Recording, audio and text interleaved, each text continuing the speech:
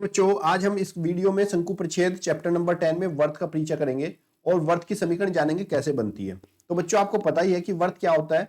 वर्त एक किसी बिंदु के चारों तरफ समान दिशा पर जो बिंदु होते हैं उनको हम क्या कहते हैं, वर्त कहते हैं। और वर्त में ये जो बीच वाला पॉइंट होता है इसको केंद्र, और केंद्र से यहां तक की जो दूरी होती है ये परिधि तक की, इसको हम त्रिज्या कहते हैं।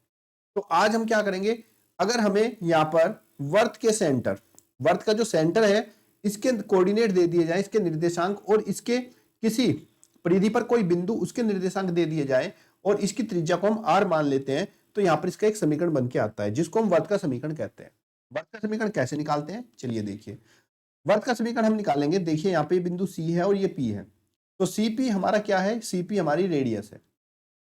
क्योंकि आपको डिस्टेंस फॉर्मूला पता होगा, दो बिंदुओं के बीच की दूरी निकालने वाली, जो दो बिंदुओं के बीच की दूरी होती है इसी को हम त्रिज्या कहते हैं। दो बिंदुओं के बीच की दूरी क्या थी, हमने कक्षा 10 में पढ़ा था कि अगर हमारे पास दो बिंदु हैं, x1 y1 कोऑर्डिनेट है और दूसरा कोऑर्डिनेट x2 y2 है, तब उनके बीच की जो दूरी होती है वो बीच की दूरी होती है हमारी x2 माइनस x1 और इसका होल स्क्वायर, और माइनस y2 माइनस y1 और इसका होल स्क्वायर, ठीक है, और इसका अंडर रूट, ये हमारी इसके बीच की दूरी होती है। तो सिमिलरली अगर हम यहाँ पर CP इनके बीच की दूरी निकालेंगे तो इनके बीच की दूरी भी हमारी क्या आ जाएगी, इसको हम मान लेते हैं कि ये हमारा x1 है और ये y1 है और ये हमारा x2 और ये y2 है।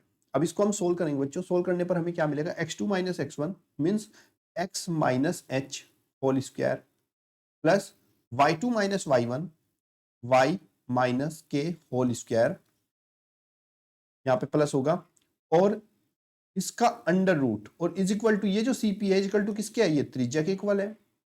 स्क्वायर करेंगे दोनों साइड का, so x minus h whole square plus y minus k whole square is equal to r square.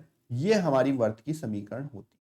ठीक है बच्चों, ये हमारी वर्त की समीकरण होती है अगर कोई भी हमारे पास वर्त के केंद्र बिंदु दिए गए हैं और साथ इसकी परिधि पर कोई बिंदु दिए गए हैं। अब इसी से दूसरी चीज निकल के आती है कि अगर आपका वर्त जो है मूल बिंदु पर बना हुआ हो, अगर आपका वर्त मूल बिंदु पर बना हो तब आपका वर्त का समीकरण क्या होगा, चलिए देख लीजिए। ये हमारा x एक्सिस y एक्सिस है और ये हमारा मूल बिंदु है। मूल बिंदु पर अगर कोई हमारा वर्त बनता है तो वो कुछ इस प्रकार से बनेगा, और मूल बिंदु पर आप जानते हो, मूल बिंदु पर जो जीरो निर्देशांक होते हैं एक्स वाई के, वो कितने होते हैं, 0,0 होते हैं। अब मान लीजिए आपके मूल बिंदु है और यहाँ पर इसकी कोई परिधि पर कोई बिंदु आपका एक्स वाई दिया गया है, तो मूल बिंदु पर अगर है तो मूल बिंदु से यहां तक की जो दूरी होगी इस बिंदु की, इसको हम क्या कहते हैं, त्रिज्या। अब मैंने आपको बताई समीकरण क्या थी, x minus h whole square plus y minus k whole square is equal to r square. अगर यहाँ पे हमारा कोई भी वर्त सेंटर पे बना हुआ है, ओके, मूल बिंदु पर बना हुआ है, तो ऐसी स्थिति में h और k जो होंगे उनका मान कितना हो जाएगा, हमारा 0,0, क्योंकि ये हमारा क्या होता है, केंद्र बिंदु होते हैं। इसमें मान रखेंगे तो ये हमारा x square plus y square बराबर में आर स्क्वायर। अगर कोई भी वर्त हमारा मूल बिंदु पर बना है तब उसका समीकरण हमेशा x square plus y square is equal to r square होगा।